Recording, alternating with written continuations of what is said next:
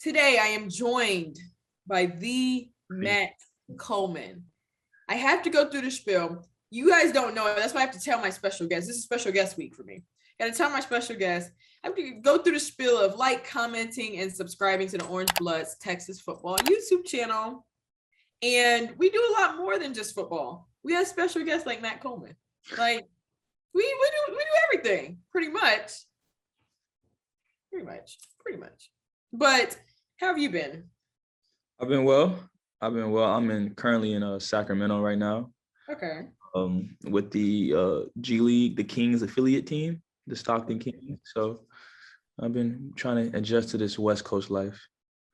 West Coast. Is it different? Because you went all the way from Virginia to Texas, and now here. It's my third least favorite city now. Is the gas prices or okay. The first day I got here, when I had to get gas, I filled my tank up. It was $70. Now usually it's like 35, 40, 70. I would have an attitude. Yeah, I was hurt. No. California has never been on the list of places I ever want to move to. And then I was looking at other gas pumps, and somebody was 80, somebody else was 75. I was like, nah. This is your life now. You better get to walking. I went home and I was like, Tesla.com. I need an electric whip. Exactly. So I'm just trying to go through your transition from college into the G League. Give me a little bit of a timeline just into what you were going through.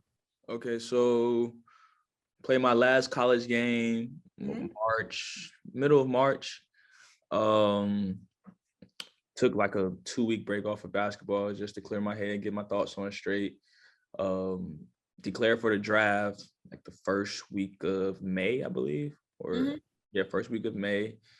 Graduated, that was blessed. Communication leadership, minor in business. So then I had moved to Houston, signed my agent, moved to Houston, and did all my pre-draft training there. We had a nutritionist, had somebody in the weight room, had a skills developed person, was there from May to up until the draft, which was July. Was there, traveled, had 17 workouts with 17 different teams. Then when the draft hit, didn't get drafted, but immediately I got a call from the Sacramento Kings. They signed me on a Exhibit 10 deal. Well, the first it was Summer League, but we talked about it before, and it was Exhibit 10 deal where I'm with the actual Kings through training camp, preseason, and then I'm become an affiliate of their team, and I would be moved to the G League team, which I am now. So fast rewind a little bit. So I went to Summer League in Vegas, which was, a great time. We actually won the championship there. Oh, okay. That was pretty fun. Vegas was just too much. You only can be in Vegas for so long, and then you just get drained. But yeah, so then that happened, took a little break, had 2 weeks off. Then I report back here before training camp and preseason, and we had our first G League game this past Friday and Saturday. So we're 2-0 right now. So. And that's going good for you. You feel like you're on the right track. It kind of sounds like you're just building on the ladder. Yeah. New things. It's all a process. It's a process for my end goal, which is to eventually play in the NBA and last in the NBA. But everything's a process, and I'm enjoying it. It's not beautiful every day. It's struggles. Just being here by myself. I know a few of the guys, but it's just different. Away from everything. But no, it's all a process. Little ladders, little step. Yeah. So. And tell me more about your clothing brand. Got it right here. So it all started during COVID. So when COVID hit, and I was just trying to find use of time because barely go to the gym because schools were closed. And I was like, man, I want to do something. I spend all this money on clothes. Why not start my own little little line or something. So I was jotting down names, and somehow I just came up with the name Monumental, and then I shortened it, gave it the abbreviation MNMTL. So it wasn't, that was like with COVID hit in like April. Everything was just little sketches and notes and stuff written down in my notes. And I didn't even release anything to like that December. Mm-hmm. And no, it's been well. I don't push it as much just because a lot of my focus is on basketball. Like even now, like when I do stuff, I thank God for my mom. She does all the deliveries and puts all the stuff together, packages it up for me. But yeah, one day it's gonna be like the next big thing. Like It'll be monumental. yeah, it's gonna be monumental. There you go. Look. I need to go and purchase something. I always commend people who go into clothing things because it's like something can be in style one day and then it's not the next. Yeah. That's a lot for me. I can't deal with that. I barely even know what's in style right now. So well, I just keep it simple, a little sweat. You always gonna want a sweatsuit. That's true. Sweatsuit in the airport, when it's raining outside. So you gotta get in where you fit. It appeals to basketball players too. Basketball players. So okay. You there. We're here. So.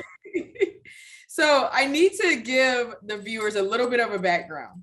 When I went to my first basketball press conference, I hit you up. Yeah. I was like, Matt, I don't know anything about basketball. I'm supposed to be asking them questions. I thought I was just going to observe, but they want me to ask them questions. And I need help. You were like, well, just ask this and that. And you can ask Courtney about his leadership skills. And I was like, yeah, no, that's the one. I used that question for him. I think I asked him, like, who does he model his leadership skills after? Something like that. And the person he said was you.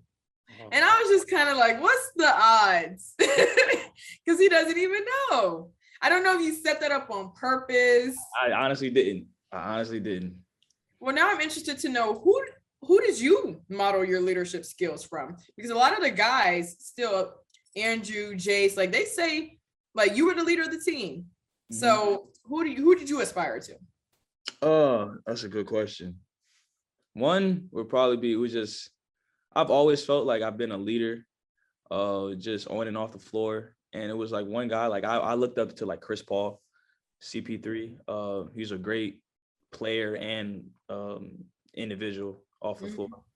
So that's one guy that I look up to when it came to the leadership. And then I owe a lot of respect to Coach Smart because he really installed in me and wanting me to be a leader and help me be coming to my own as a leader. And I just try to, just make others around me better and just breathe air into everybody around me. So positive air, positive energy. And how do you feel like this year is going to go for the team? I'm interested to hear your perspective on it. They're going to cut down nets. I see Final Four championship in their future. A lot of talent, like what Coach Beard brings to the culture. And then you got a good core in, Andrew, Courtney, Jace, Brock.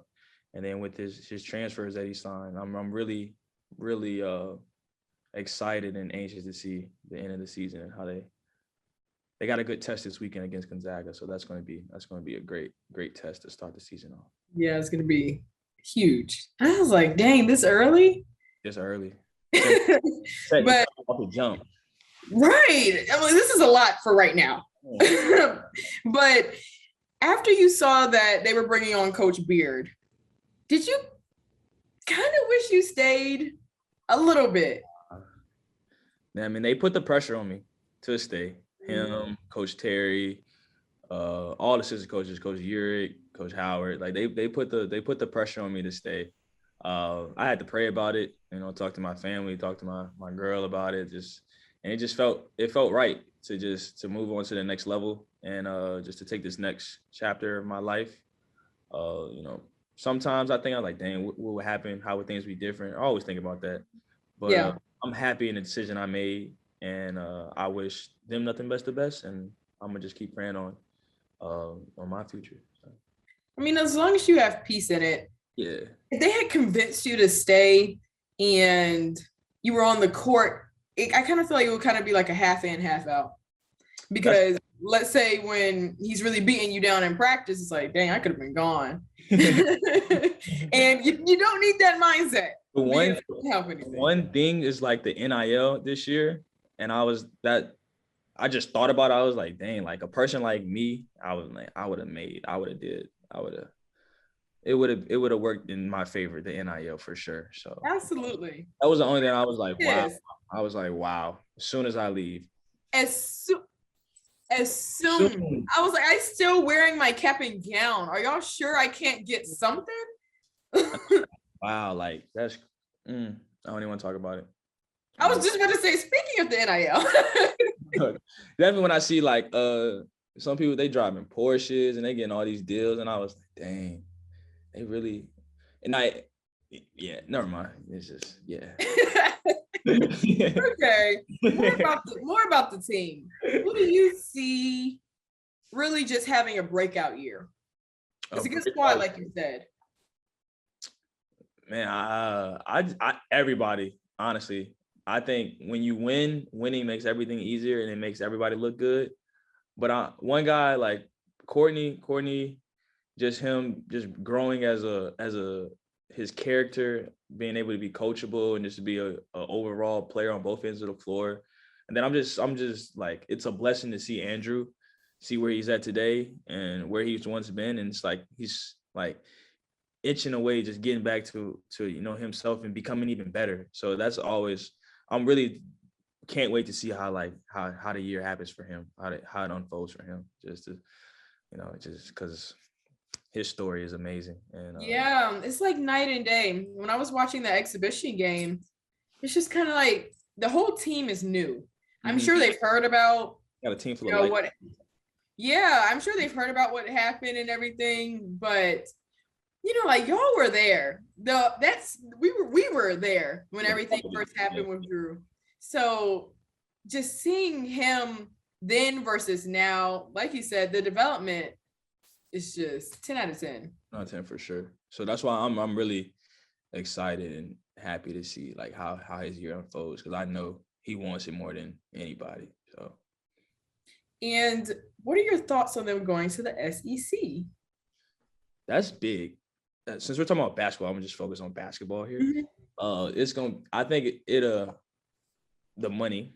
I mean, of course, but Texas is gonna hold their own in the SEC.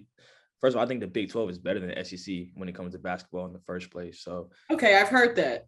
That's not going to be a roadblock in any type of way. So is that going to happen next year?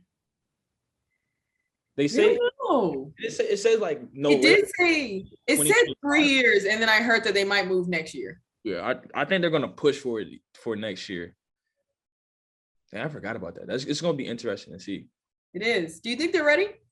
No, for sure. For sure. This team for sure would have been ready. And then Coach Beard's going to do a great job of, of recruiting and getting guys to come. So they're going to be ready. Have you watched the games? Yeah, I watched the game yesterday. And the best time of the year. Straight. Tell me what you saw. All basketball on TV. That's the best time of the year. When you watched the game yesterday, who were some skilled players you saw? It's so different. I'm gonna just say this. It's like so different watching college basketball now than just the previous years because I'm not playing in it. So it's like I'm a true kind of a fan, and I love watching basketball. I could watch basketball all day. Like I could watch it, go to a game all day. It was just so different. It's like, dang, I'm not I don't have to get ready to play this team, or I can be an actual fan and enjoy college basketball, which I already did, but it's just different. It's just I'm on the different side of the table now. No, I feel you. It's gonna be crazy me going to Texas relays and not running. Not running, right? Y'all want me to? I can go change real quick. It's gonna be weird being in the stands. I get that. Different dynamic.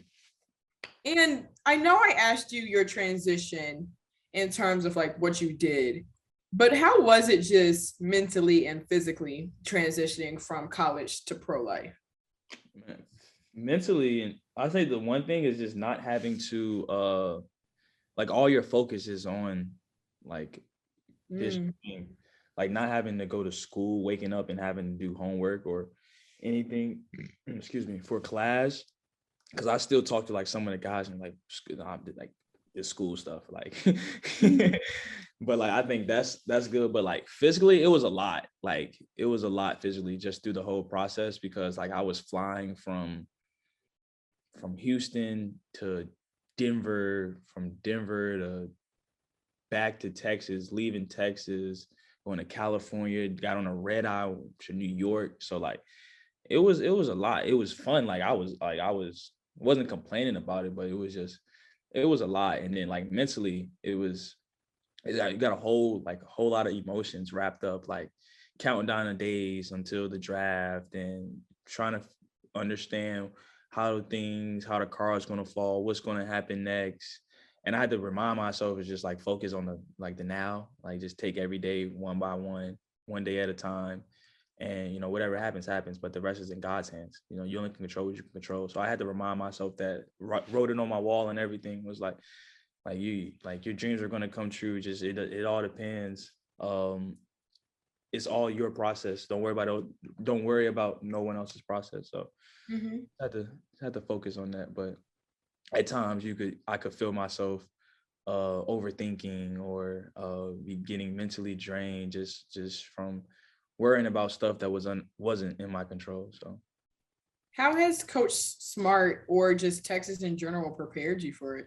Man, Coach Smart's my dog. We still talk.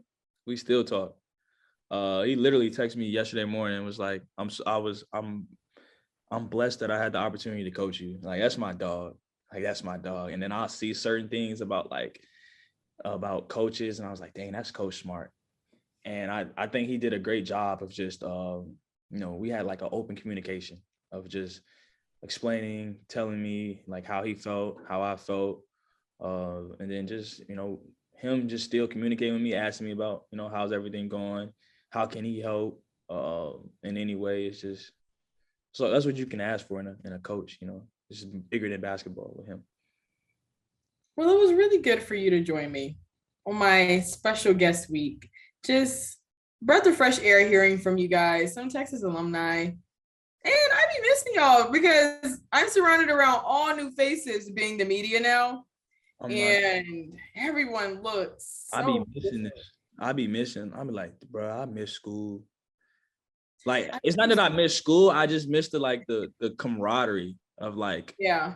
I miss the locker room. I miss like walking around campus. Yeah. It's, you know what I'm saying? Like, it's tough. The track team just had their media day, and I was just like, you said, oh, I'm not there, but it is what it is. You're doing big things now, and hopefully things can end up being monumental. I gotta say that now. It's monumental. Yeah. Matt monumental Matt.